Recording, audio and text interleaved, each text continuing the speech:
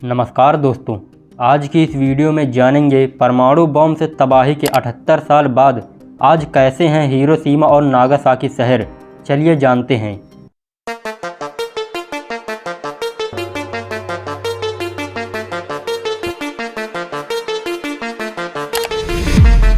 दुनिया के इतिहास में पहली और आखिरी बार परमाणु बमों का इस्तेमाल सेकेंड वर्ल्ड वार में हुआ था, जब अमेरिका ने जापान के दो शहरों हिरोशिमा और नागासाकी पर 6 और 9 अगस्त 1945 को हमला किया था।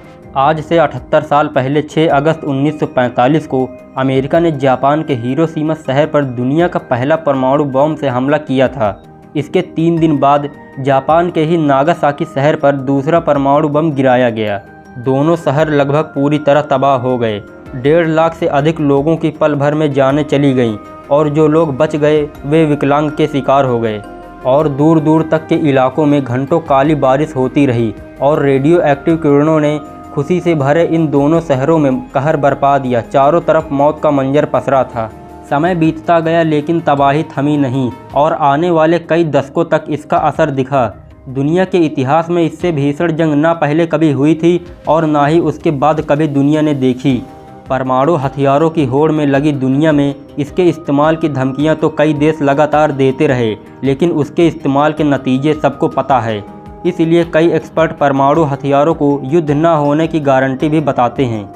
1939 में शुरू हुआ दूसरा विश्व युद्ध निर्णायक स्थिति की ओर पहुंच रहा था, लेकिन जापान के हमले थमने का नाम नहीं ले रहे थे। ऐसे में अमेरिका ने वो कदम उठाया जिसका ना तो दुनिया में किसी को पता था और ना ही भविष्य में कोई भी वो मंजर देखना चाहेगा। 6 अगस्त 1945 को सुबह के करीब 8 बजे हिरोशिमा पर परमाणु बम का जोरदार हमला हुआ। ये हमला इतना ज़बरदस्त था कि कुछ ही पल में 80,000 से ज़्यादा लोगों की मौत हो गई। बम धमाकों में इतनी गर्मी थी कि लोग सीधे जल गए।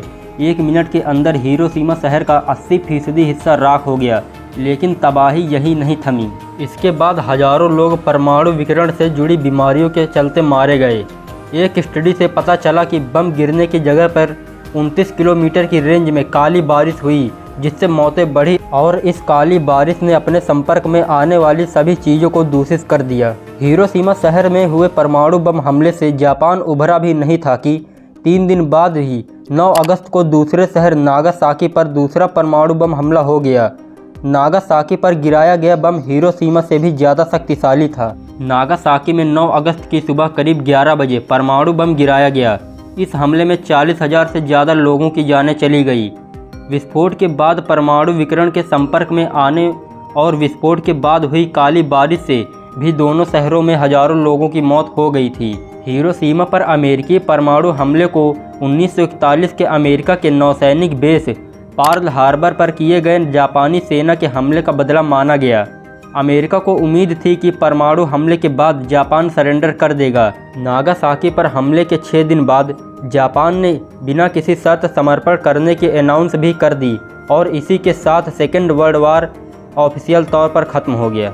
अब दोस्तों जान लेते हैं आज का हिरोशिमा कैसा है। परमाणु हमले से तबाह हुआ हिरोशिमा शहर जापान के सबसे बड़े द्वीप होन्शु में मौजूद है। तबाही के बाद दोबारा इस शहर को बसाने में जापान ने काफ़ी मेहनत की है।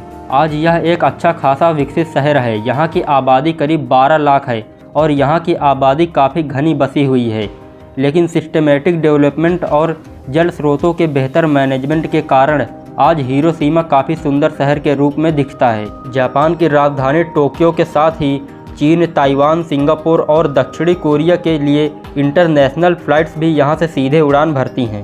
शहर के अंदर देखें तो स्ट्रॉम लाइन, सीनो लाइन और ट्रेन सेवा भी शहर को काफ़ी व्यवस्थित बनाती हैं। हिरोशिमा की सड़कों के बीच में चलने वाली स्ट्रीट कार और रेल व्हीकल खासकर जापान भर में फेमस हैं। लाखों की संख्या में टूरिस्ट दुनिया भर से हर साल यहाँ आते हैं।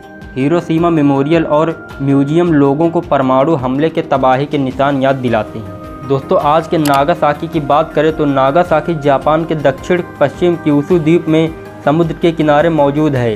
यह शहर 405.9 वर्ग किलोमीटर के इलाके में फैला है। यहाँ की आबादी 4,07,000 के करीब है। हिरोशिमा द्वीप, peace park, atomic bomb memorial यहाँ के मेन टूरिस्ट पॉइंट हैं। फरवरी मार्च में होने वाला नागासाकी लैंटर्न फेस्टिवल यहाँ का मुख्य सांस्कृतिक आयोजन है। दोस्तों, परमाणु बम हमले की मार झेल चुका जापान आज अपनी तकनीकी और मेहनत की बदौलत दुनिया के सबसे विकसित देशों में है, लेकिन उसकी प्रतिज्ञा साफ है कि वह देश में परमाणु हथियारों का उत्पादन या परमिशन नहीं देगा। परमाणु तकनीक को वह केवल शांतिपूर्वक तरीके से ऊर्जा उत्पादन के लिए इस्तेमाल का समर्थन करता है। हालांकि दुनिया की आज की तस्वीर जापान जैसी नहीं है। दुनिया में परमाणु हथियारों की रेस तेज होती जा रही है। दुनिया के परमाणु हथियारों पर नज़र रखने वाली इंटरनेशनल संस्था सिप्री के अनुसार विश्व रूप से परमाणु हथियारों की संख्या कुछ सालों से और अधिक बढ़ गई है। साल 2020 में 3720 परमाणु बम दुनिया भर में तैनात थे। वही साल 2021 में 3825 परमाणु हथियार कभी भी हमला करने के लिए बिल्कुल तैनात थे। सिप्री के अनुसार 9 परमाणु रहित देश इस रेस को बढ़ा रहे हैं, जिनमें अमेरिका, रूस, ब्रिटेन, फ्रांस, चीन, भारत, पाकिस्तान, इजराइल और नॉर्थ कोरिया शामिल है। रिपोर्ट्स के मुताबिक साल 2021 में इन देशों के पास कुल 13,080 परमाणु बम थे, जबकि साल 2020 में यह आंकड़ा 13,400 था। रिपोर्ट्स के मुताबिक आज 2024 में पूरी दुनिया में टोटल 13,890 परमाणु हथियार हैं। दोस्तों, बस आज के लिए इतना ही। वीडियो कैसी लगी नीचे कमेंट बॉक्स में ज़रूर बताइएगा और ऐसी और वीडियोस देखने के लिए इस चैनल को ज़रूर सब्सक्राइब कर लीजिए। धन्यवाद।